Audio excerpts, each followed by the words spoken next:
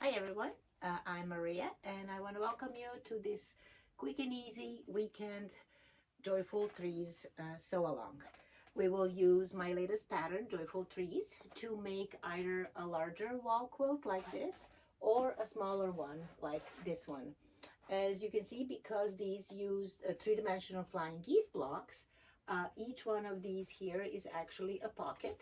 So if you decide to make a larger one, you will have exactly 24 pockets, which can then serve as a fun and handmade advent calendar, or it can also serve just simply stuff some fun treasures and hang it, let's say, in your sewing room or in your child's room or grandchild's room.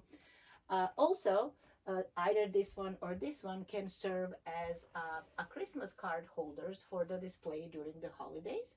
And of course, they can be made in many different color combinations. During this short weekend, I will show you in videos exactly how I construct these three-dimensional flying geese blocks. Newsflash, it's very easy. It's really fun. And if you've never made a three-dimensional flying geese block, you will be amazed how easy it is. I would probably go as far to say it is the easiest way to make a flying geese blocks.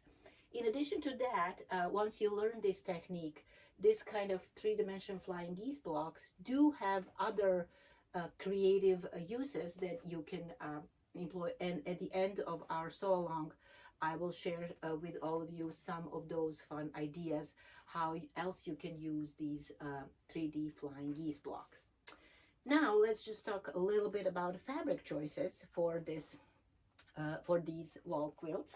You can of course go with something like this, which is fairly classic choice of a light background and then three different green colors for these three different trees. However, if you may be in your pink Christmas tree era, you can go with a fun fabric like this where the Christmas tree is pink and then you have a background. And one thing to notice here, your wide border, because this quilt has a one narrow border and then one wide border.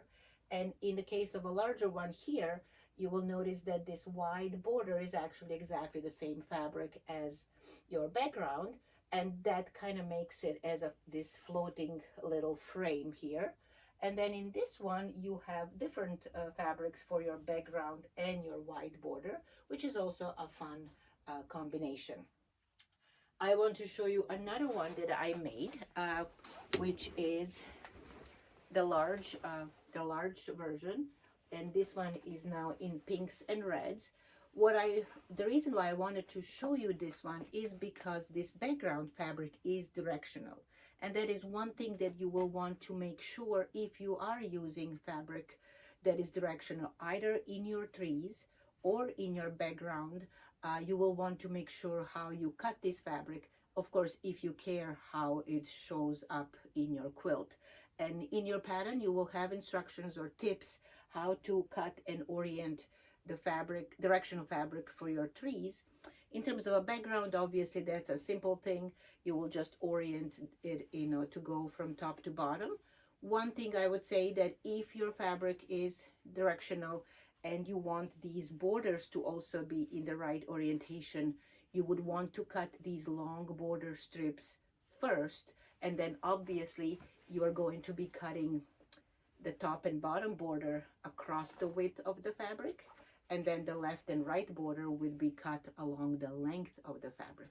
So those are just some tips if you do use directional fabric. For the other fabric, fun fabric combinations that you could possibly use, here is one where I am going to try to use this dark background. So in both of these cases we have a light background, but here is a dark background it's kind of a snowy village that sort of inspires me to maybe use white fabric for my trees to sort of depict like the snow-covered trees in the snowy village.